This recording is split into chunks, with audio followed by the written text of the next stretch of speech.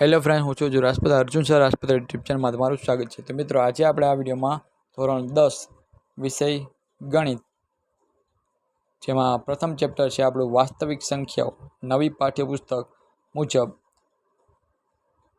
સ્વાધ્યાય 1.1 અને તેની અંદર દાખલા નંબર 1 નીચેની દરેક સંખ્યાને તેના અવિભાજ્ય અવયવોના ગુણાકાર સ્વરૂપે દર્શાવો, એના વિશે આપણે વાત કરીશું. જેમાં પહેલાં તમને સંખ્યા આપી 140, પછી 156, 3825, 5005 અને 7429. એક પછી એક આપણે દરેક રકમ જે આપેલી છે એના વિશે વિસ્તૃત સમજ છે આપણે મેળવીશું. ચલો, જેમાં સૌ પ્રથમ રકમમાંથી આપણે 140.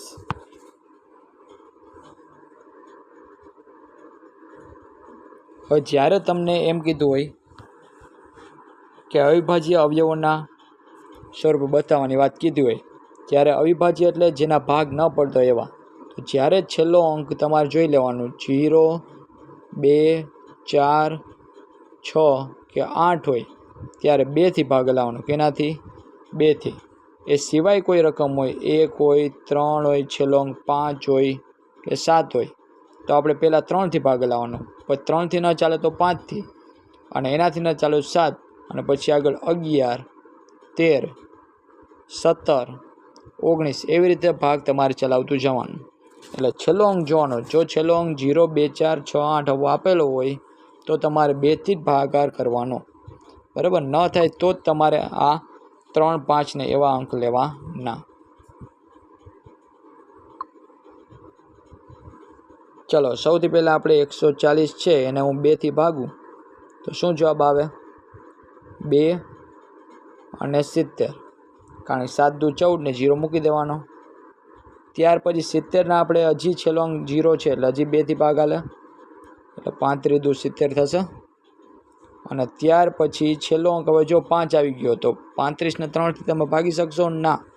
તો પછી 5થી ભાગ લાવવાનો. 5થી તો હાલતો જ હોય ભાગ, એટલે 5 છતાં 35. ચલો, શું આન્સર આવ્યો? અવિભાજ્ય અવયવ તમને મળી ગયા 2, 2, 5 અને 7. તો લખવાનું આ રીતે 140 બરાબર 2 ગુણ્યા 2 ગુણ્યા 5 અને ગુણ્યા 7. બરાબર? હવે 2 કેટલી વખત છે? અહીંયા 2 વખત છે, એટલે 2નો તમારે કરવાનો વર્ગ, એટલે 2 ઘાત. જો બગડો 3 વખત હોત તો આપણે 3 વાર અહીંયા લખત, તો 2 3 થાત. ત્યાર પછી 5 એક જ વાર છે એટલે એમને લખવાનું. 7 પણ એક વાર છે એટલે એને પણ એમને લખવાનું. જવાબ આવી જાય એટલે મસ્ત મજાનું તમારે એક બોક્સ કરી લેવાનું, અને આ તમારો આન્સર પૂર્ણ અહીં થાય છે. ખ્યાલ આવી ગયો?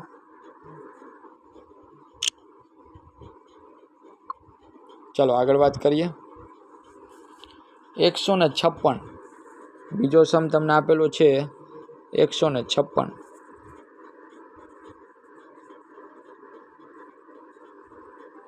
ચલો, 156 છેલ્લો અંક શું છે?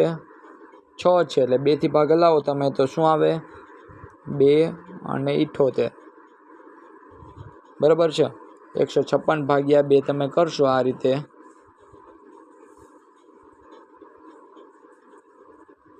એટલે 2 સત્તા 14, 5માં 4 જાય એટલે 1, ઉપરથી 6 ઉતાર્યો, 2 અઠ્ઠાને 16.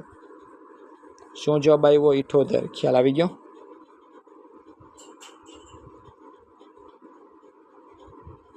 ચલો, ત્યાર પછી હજી અહીંયા એકમનો અંક કેવી છે? બેકી સંખ્યા છે, એટલે હજી 2થી ભાગ આલે, એટલે 78 ભાગ્યા 2 કરશો એટલે 39 દુ 78 થશે. ત્યાર પછી 39 છે એમાં છેલ્લો અંક 9 આવી ગયો, એટલે 3થી ભાગ આલે.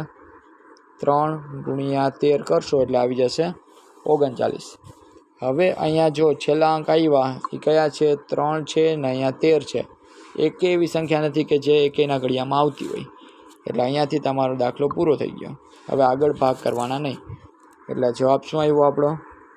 156 બરાબર 2 ગુણ્યા 2 ગુણ્યા 3 ગુણ્યા 13. હાલો હવે તમને આવડે જ છે. આગળ 2 કેટલી વાર? 2 વખત, એટલે 2નો વર્ગ ગુણ્યા 3 એમને એમ રહેશે અને 13 પણ એમને એમ. એટલે આન્સર શું આવ્યો આપણો? 2નો વર્ગ ગુણ્યા 3 ગુણ્યા 13. ખ્યાલ આવી ગયો? ચલો નેક્સ્ટ સમ જોઈએ. 3825.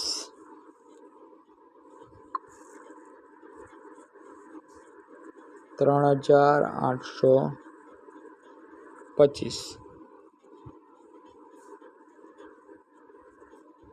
ચલો સૌથી પહેલું કામ, એકમનો અહીંયા 5 છે એટલે આપણે કેનાથી ભાગ હલાવીશું?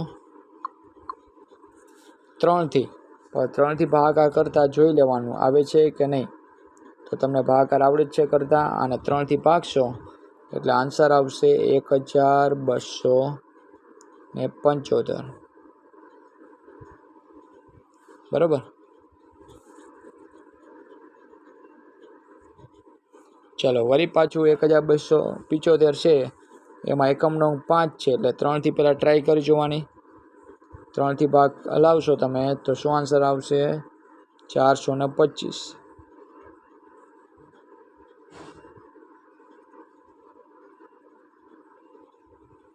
બરાબર છે.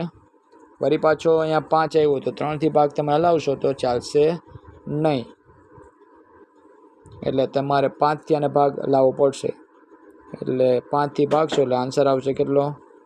85.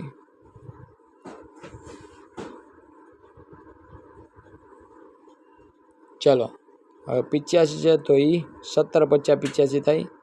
એટલે 5થી ભાગ હલાવશો એટલે કેટલા આવશે? 17 આન્સર આવશે. ચલો આનો આન્સર શું મળ્યો આપણને? જે અવિભાજ્ય અહીંયા આપણને મળ્યા 1 3, આના તમે ભાગ પાડ્યા 3, વળી અહીંયા 5, છેલ્લે તમારે 2 લઈ લેવાના, બાકી બધા ડાબી બાજુવાળા લેવાના અંક. એટલે આન્સર આવ્યો આપણો 1275 બરાબર 3 ગુણ્યા 3 ગુણ્યા 5 ગુણ્યા 5 અને ગુણ્યા 17. હવે જો આની અંદર 3 છે એ પણ 2 વાર રિપીટ થાય છે, 5 પણ સેમ 2 વાર રિપીટ થાય, 17 માત્ર એકવાર છે. એટલે શું લખવાનું? 3નો વર્ગ ગુણ્યા 5નો વર્ગ અને એને ગુણ્યા 17. આ થઈ ગયો આપણો આન્સર. ખ્યાલ આવી ગયો? ચલો નેક્સ્ટ સમ જોઈએ. 5005.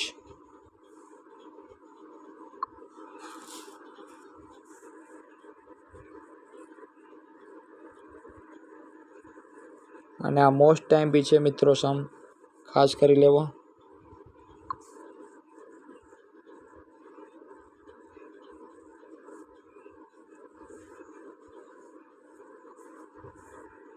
$5005. હવે આનું તમે શું કરશો?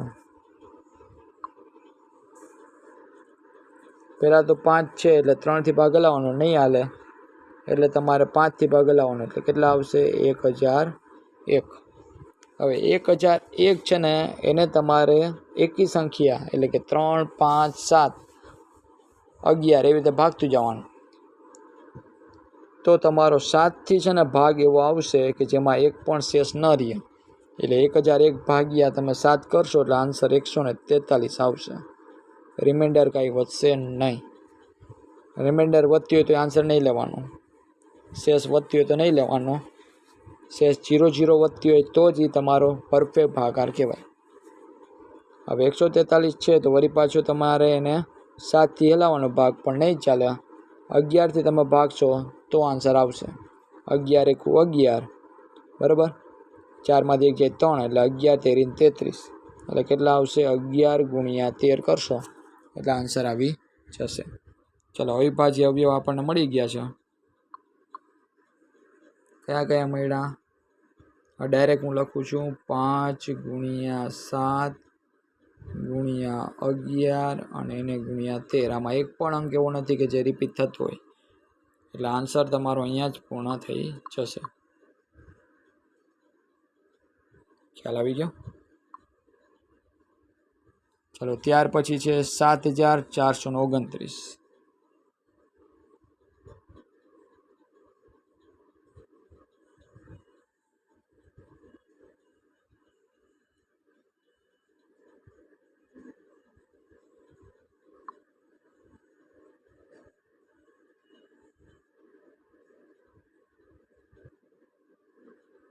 ચાલો, આનું શું કરશું આપણે? પહેલાં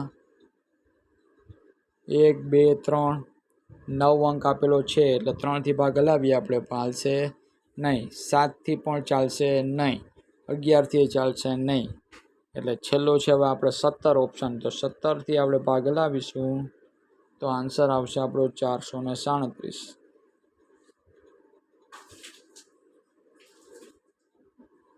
ત્યાર પછી 17 પછી 437 ને ભાગ પડીએ કે 19 અને 23, એટલે આ બંનેનો ગુણાકાર કરશો એટલે 437 આવશે. ચલો, હવે આપણે અવિભાજ્ય અવયવ મળી ગયા છે 17, 19 ને 23. લખીએ આપણે આ રીતે 7429 બરાબર 17 ગુણ્યા 19 અને એને ગુણ્યા 23. ખ્યાલ આવી ગયો?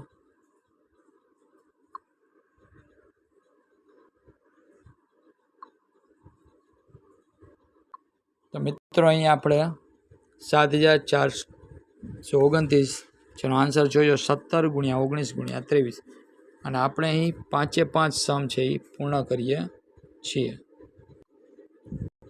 તો મિત્રો, અહીંયા આપણે આ 5 સમ છે એ જોઈ લીધા, અને પછીના વિડીયોમાં આપણે ક્વેશ્ચન નંબર 2 એના વિશે વાત કરીશું. તો આવા જ વિડીયો જોવા માટે તમે અમારી યુટ્યુબ ચેનલ લાઇક કરજો, શેર કરજો અને મિત્રોને સબસ્ક્રાઈબ કરવાનું અવશ્ય કહેજો, જેથી કરીને આના પછીના જે વિડીયો મૂકું એને તમને નોટિફિકેશન મળતી રહે. એ માટે તમારે બાજુના બેલ આઇકન બટન પર ક્લિક કરવાનું રહેશે. ફરી પાછા મળશું એક વિડીયોમાં. Thank you.